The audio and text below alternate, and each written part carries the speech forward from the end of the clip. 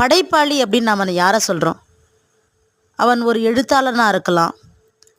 அந்த எழுத்தாளன் என்பவன் கதை எழுதலாம், நாடகம் எழுதலாம், கவிதை எழுதலாம், அல்லது ஒரு காட்சிகளை அவன் சிறு குறிப்புகளாக எழுதி வைக்கலாம். அவன் நாட்குறிப்பு எழுதலாம். எதுவாக இருந்தாலும் ஒன்றை பதிவு செய்து வைப்பவர்களை படைப்பாளி என்று சொல்லலாம். பதிவு என்பது வெறும் எழுத்து வடிவமா?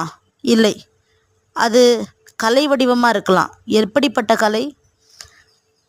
ஒரு சித்திரமாக இருக்கலாம், கோலமாக இருக்கலாம், கிறுக்கல்களாக இருக்கலாம். சில நேரங்களில் இப்படிப்பட்ட கிறுக்கல்களும் கோலங்களும் படங்களாக மாறலாம். எனக்கு ஒரே ஒரு கேள்விதான், எல்லா படைப்புகளும் இந்த உலகத்துக்கு வெளியில் வருதா? இல்லை.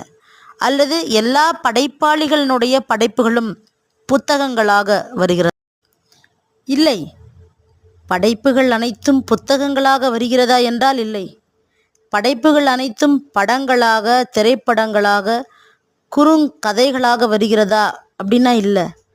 அல்லது எல்லா படைப்பாளிகளினுடைய சித்திரங்களும் வெளி உலகத்துக்கு தெரியுதா அப்படின்னா இல்லை.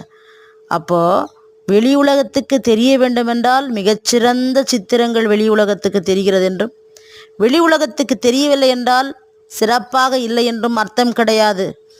எவன் ஒருவனுக்கு வெளியுலகம் வாய்ப்பு தருகிறதோ, வெளி உலக வாய்ப்பை தேடி அவன் ஓடி அலைகிறானோ, ரெண்டு வேறுபட்ட விஷயங்கள். ஒன்று ஓடி அலைகிறவனுக்கெல்லாம் கிடைக்கிறதில்ல, இன்னொன்று ஓடாமல் உக்காந்துன்னு இருக்கவனுக்கும் கிடைக்குது. மொத்தத்தில் படைப்பு என்பது உண்மையில் சொல்லப்போனால் இன்றைக்கு இந்த யூடியூப் இருக்கிறதே இதற்கு மிகப்பெரிய ஹேட்ஸ் ஆஃப். எப்படிப்பட்ட படைப்பாக இருந்தாலும் அந்த படைப்பாளிக்கு ஒரு முகவரி, அந்த படைப்பாளியின் எழுத்துக்கு ஒரு முகவரி,